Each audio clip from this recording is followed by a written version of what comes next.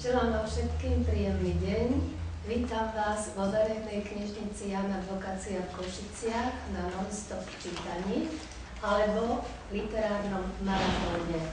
Košice a verejná knižnica Jana Advokácia sa týmto podujatím pripája k medzinárodnému maratónu, ktorý sa koná v Prahe, Kieve, Miškolci.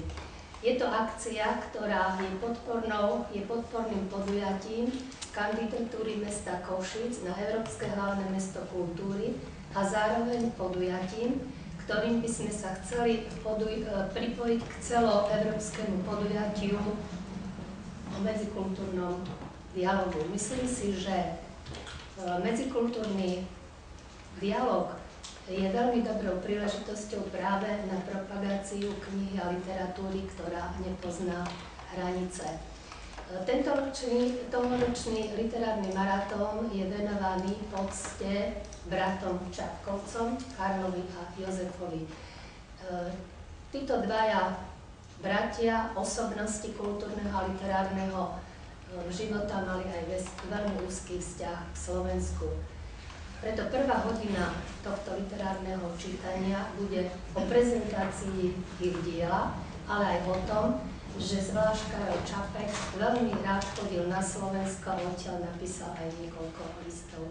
Dovolte mi, aby som pozvala na čítanie pani Miškufovú, predsedkyňu Slovensko-českého klubu na Slovensku, ktorá práve bude čítať Čapkové listy zo Slovenska. Nech sa páči.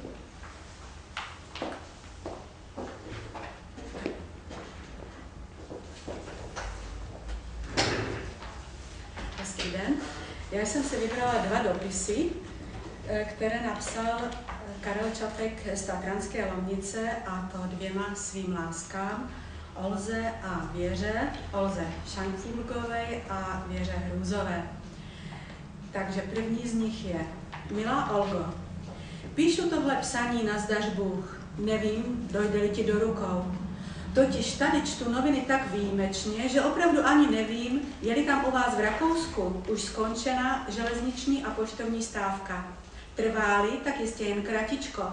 A pak snad i tohle psaní pojede všelijakými průsmyky a tunely, až se snese jako velký oškubaný motýl tam někde u karavanek, kde je tak krásně jako na onom světě. Měl jsem velkou radost z posledního psaní, že se ti tam tak líbí, že jednou zas vidíš trochu přívětivější líčko světa. Říkal jsem předem tam, že je krásně a že život na zámku má své půvaby. Vždyť má svou stoletou tradici pohodlí a příjemnosti a k tomu se nejdemokratičtější našinec chtěj nechtěj neubrání. Jen ozdravět a nadýchat se dobré a silné mysli. Co se mne týče, každý by snad nazval můj život fádním. Píšu celé ráno a za pár dní budu hotov a začnu jen pilovat a vylepšovat slova a věty. Odpoledne chodívám na procházku s paní Kalmou Veselou, což je milá a vzdělaná paní a hlavně velmi klidná, přímo uklidňující. Nebo ještě raději chodím na houby. Tak například včera jsem našel hřib, ale to byl velehřib. Největší a nejkrásnější hřib mého života a jeden z nejslavnějších úspěchů a zázraků, co mne jich dosud potkalo. Vážil dobré kilo. Nohu měl jako fortepiano, zdráhavý, tuhý a nadmíru důstojný. Strašně mě bolela ruka, než jsem jej donesl domů. Všichni se za mnou točili a nahlas vykřikovali. Povídám, byl to slavný úspěch. Premiéra je proti tomu nic. To se ví, staré obrazy a vznešené nábytky tu nejsou, ale také sršňové a orchidejené, za to náramný vítr, který bučí jako vůl a řve a hýká, docela pozoruhodná vichřice.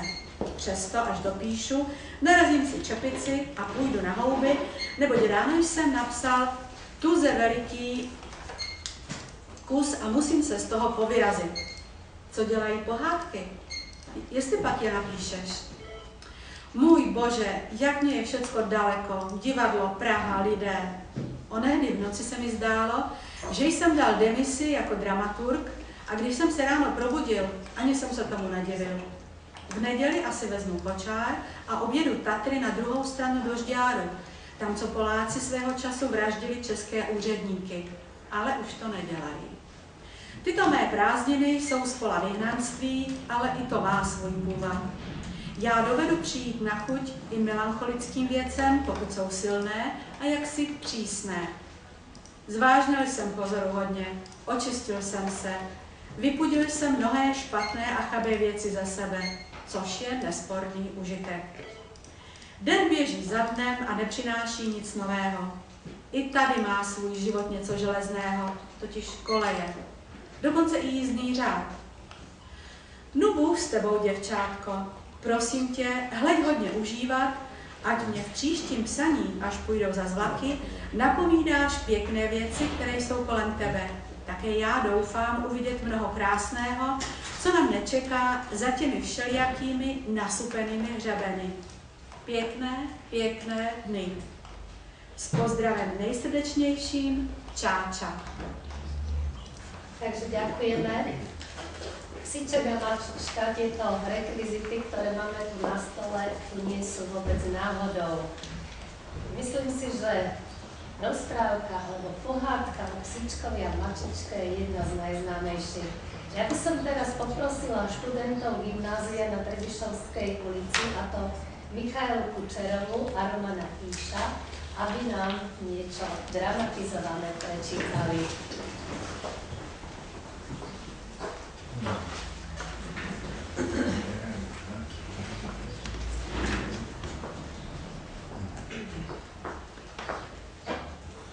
O Psíčkovi a Mačičke, ako si umývali dlášku.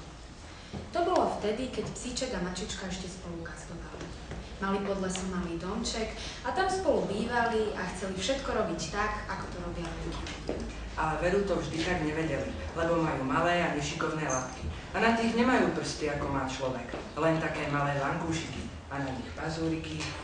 A teda nemohli robiť všetko tak, ako to robia ľudia. Do školy nechodili, pretože škola nie je pre zvieratka. Oj, nie, to nie. Čo si myslíte? Tá je len pre deti. A takto u nich v tom ich byte vyzeralo všelijako. Niečo robili dobre a niečo zasa nie. A tak tam mávali niekedy aj trochu neporiadok. No a jedného dňa zbadali, že majú vo svojom domčeku veľmi špinavú dlášku. Počuj, Havko, tá dláška je voľajaká špinavá. Aj mne sa zdá, že je už voľajaká veľmi špinavá, vraví Psíček. Len pozri, aké mám zadobrané labky od tej dlášky. Strašne špinavé ich máš. Fuj, to je hanba. Musíme tú dlášku umyť, veď ľudia nemajú takú špinavú dlášku. Tí ju niekedy umývajú. Dobre, ale ako to spravíme? To je predsa nič, povedala Mačička. Ty choď po vodu a ja sa postaram o ostatné. Psíček išiel s hrncom po vodu a Mačička vytiahla zo svojho kuflíka kus mydla a položila to mydlo na stôl. Potom si išla po niečo do komory. Mala tam asi schovaný kúštik udenej myši. Zatiaľ prišiel Psíček s vodou a vidí niečo ležať na stole. Rozbalí to a bolo to voľaké ružové. Aha, to bude dačo dobré, vraví si Psíček. No a pretože mal na to chuť, strčil si celý ten kus do papule a začal hrísť. Ale voľaj, ako mu to nechutilo. Zatiaľ prišla Mačička a počuje, že Psíček ako si čudne prská. Pozrie naň a vidí, že Psíček má plnú papuľu peny a z očí mu tečú slzy. Prepána Jána, kričala Mačička. Čo sa to s tebou robí, Havko? Veď ty si dáky chorý, veď ti kvapka pena z papule. Čo je to s tebou? Ale, vraví Psíček, našiel som tu niečo na stole a myslel som, že je to nejaký syr alebo nejaký zákusok. Tak som to zjedol, ale strašne to štípe a robí sa mi z toho z papuly pena. Ty si hlúpy, hnevala sa Mačička. Veď to bolo mydlo. A mydlo je predsa na umývanie a nie na jedenie. Aha, povedal Psíček. Preto to tak štípalo.